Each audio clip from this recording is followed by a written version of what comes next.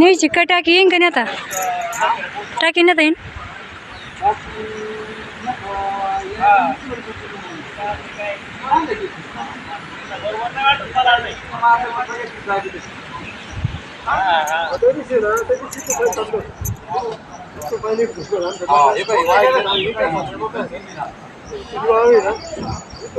वाटे ना वाटून सगळं पाणी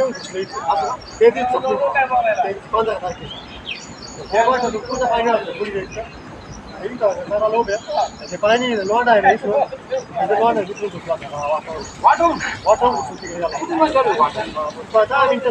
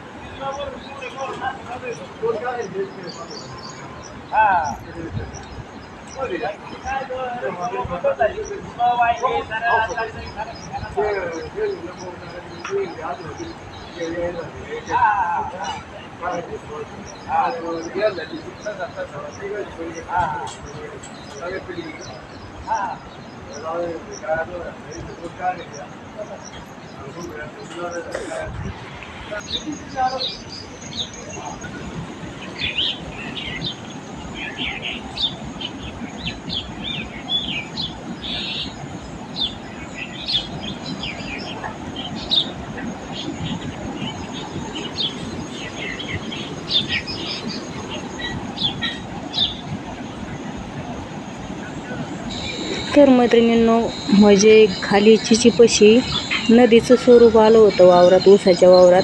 फक्त रस्ता आडवा होता, एवढा रस्ता वर चढलं नाही पाणी, नाहीतर घरातच येण्याची शक्यता होती.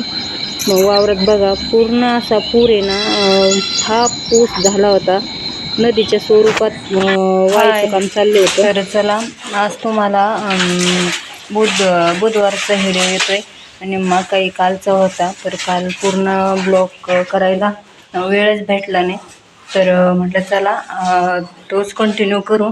तर सगळ्यात आधी नवरात्राच्या 3ऱ्या माळीच्या सगळ्यांना शुभेच्छा. सगळ्या ताईंची सध्या उपवास, घरातली कामं, घटाचं माळ बीळ हेच करण्यात दिवस जात असताना अख्खा. कारण ह्या 9 दिवसात अशी उत्सुकता असते की आपण जेवढं करू तेवढं कमीच असतं देवासाठी पण. तर तसंच आज माझी घरातली पूजा झाली आणि तुम्हाला तर माहीतच आहे की मागच्या वर्षीच्या ब्लॉगमध्ये तुम्ही बघितलंच असताना आपण देवीपाशी घट बसवतोय. तर तिकडं घट माळ घालायला रोजचं जावं लागतं.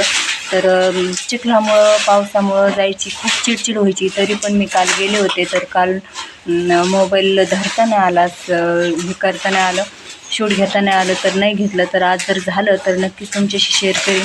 तर पुढं ब्लॉग कंटिन्यू बघत राहा. आणि कालचा काही ब्लॉग आहे तुम्हाला तर ते पण तुम्ही बघितलेच की पाणी किती आलं होतं. त्याच्यामुळं सगळ्यांच्या डोक्यात तेच टेन्शन होते, पाणी किती येतं काय येतं. आणि पुढं तुम्हाला दाखवलं जाईल. वरच्या वावरात आम्हाला जाता येत नाही, पण वरती जे राहतात त्यांना सांगितलं होतं की आम्हाला फोटो किंवा व्हिडिओ टाका. तर त्यांनी एक छोटीशी क्लिप टाकलेली आहे, तर ती पण तुमच्याशी शेअर करते. कपाशी अर्ध्या साईडने तर पूर्ण गेली, अर्ध्या साईडने आहे चांगली. पण स्वतः जाऊन बघितल्याशिवाय ब्लॉग म्हणजे नाही का व्हिडिओमध्ये जे दाखवलं आहे ते त्याच्यावर माणूस हे नाही करू शकत, जज नाही करू शकत किती चांगली असणार आणि किती काय. पण तिथं जाऊन बघितल्याशिवाय कळायचं पण नाही. पण आता नाविलाजाने व्हिडिओमध्येच बघायची वेळ आली.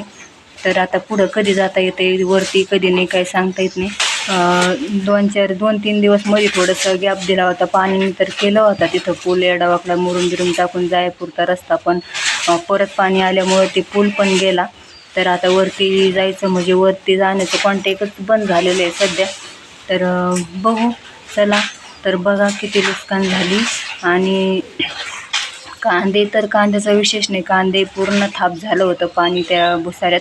त्याच्यामुळं कांद्याचं पित्त गेलं. यंदा कष्ट केले पूर्ण बोगस गेलेत. त्याच्यामुळं अशी उघडी राहिली नाही की आपण काही करावं म्हणून नाही का. एवढं नवरात्र चाललं आहे पण असंच टेन्शनमध्ये चाललं आहे. तर आज नवरात्राचा 3रा दिवस आहे, पण म्हणजे कशातच असं मन लागत नाही. ब्लॉग घ्यावा की देवाला जावा का काय नाही. तर इतकी धुमाकूळ राहायची ना, म्हणजे नवरात्र सुरू झालं की तयारी व्हायची कधी जायचं आहे मोठ्याला. कारण इथून आम्ही मोठ्याला पायी जायचो. तर लगेच तयारी व्हायची कधी जायचं, 3ऱ्या माळी जायचं, 4थ्या माळी जायचं का 5व्या माळी जायचं. सगळ्यांचं डोक्यात तेच राहायचं. पण यंदा तसं काही नाही, कारण सगळीकडं पूल फुटलेले आहेत, सगळीकडे रस्ते बंद झालेले आहेत. या पाण्याचा अचानक कधी पण वेग वाढतो. जसं की काल आपली अचानक वाढलं, असं कुठं पण होऊ शकतं. त्याच्यामुळं यंदा देवाला कुठंही जाण्याची रिक्स कुणीही घेऊ नये. तर चला भेटू पुढं ब्लॉगमध्ये. तर मैत्रिणींनो, मला तर वरती वावरात जाता नाही आलं, पण वरती जे लोक राहतात त्यांना मी व्हिडिओ टाकायचा सांगितला होता. तर त्यांनी मला एक छोटाशी क्लिप बनवून टाकवली. तर तीच मी तुम्हाला दाखवते की आपल्या वरच्या वावरातली कपाशी कशी असन. तर अलीकडून आहे ना मैत्रिणींनो, पूर्ण गेली, पूर्ण काहीसुद्धा राहिलं नाही तिला. आणि पुढं जरा वाटते बरं का तिकडं बरी टेकाडावर. पण आता काय असेल तर ते स्वतः समक्ष जाऊन बघितल्याशिवाय जीवाला बरं वाटणार नाही. आणि बघून तरी आपण काय करणार आहे. मोकार डोक्याला टेन्शन होणार आहे आणि तळतळ होणार आहे जास्त. पण त्याला विलाज नाही. अलीकडल्या साईडने ना रस्त्याच्या साईडने पूर्ण खंगाळी दिसू राहिली, पण लांब पुढं.